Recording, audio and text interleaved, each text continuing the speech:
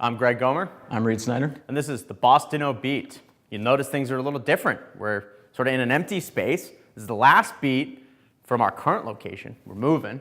It's going to be weird. Also, Chase is not to my left.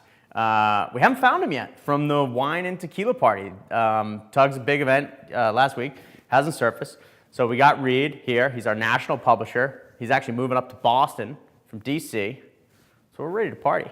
And we might not invite Chase back. Boom. Well, obviously we're having some problem, and it sometimes happens with live television. Let's talk about RoboCop. Oh, hell no. We'll do it live.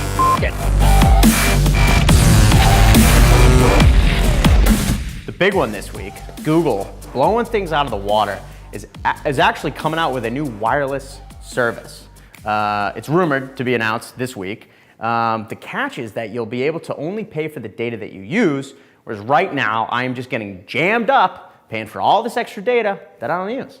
And there's another catch. So it's only going to be available on Sprint and T-Mobile, and to start, only on Nexus 6 phones. Not a big subset of users. So pretty much nobody's going to be able to use it. But the good thing is that you've seen shifts in the way cable's paid for, you've seen Wi-Fi, and so mobile's the next step. So if Google's entering the space, they're going to make some changes. Big things.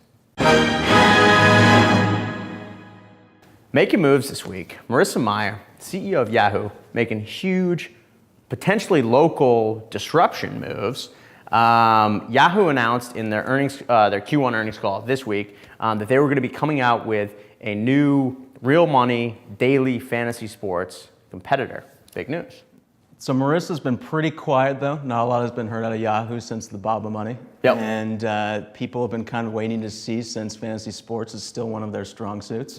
And they may have missed the boat on DraftKings and FanDuel since they joined the Billy Club with their latest valuations. Price tag might be too high. But it seems to be about time that they finally got involved and are making moves on one of their still strong areas. Yeah, they need it. We'll keep an eye out.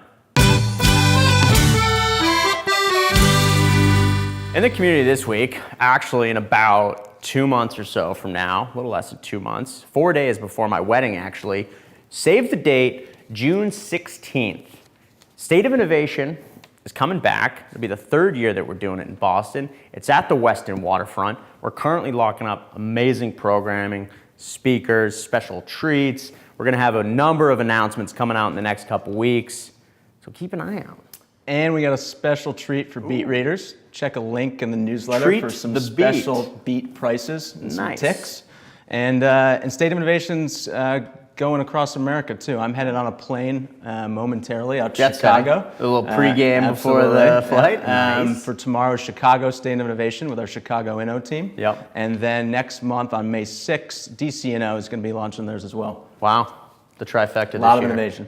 A lot of community. I'm really happy for you. I'm gonna let you finish. Unwanted feedback this week was actually some really good feedback. Last week when we were at the wine and tequila party, we were hanging out with the community, obviously.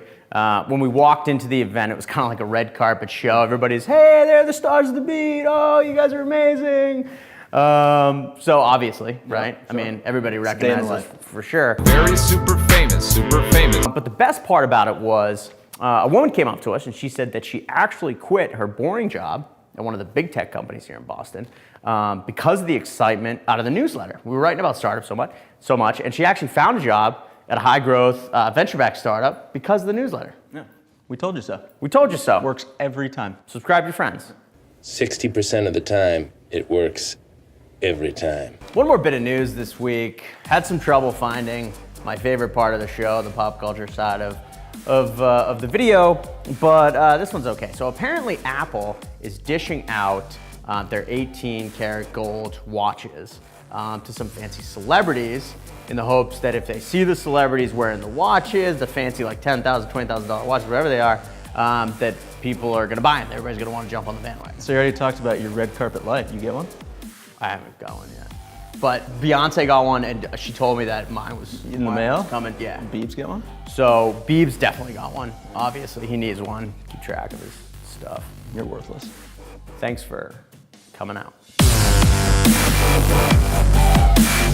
Day drinking. No drinking like day drinking.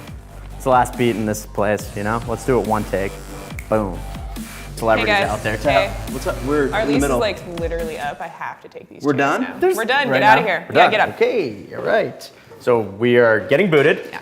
but thanks for coming out.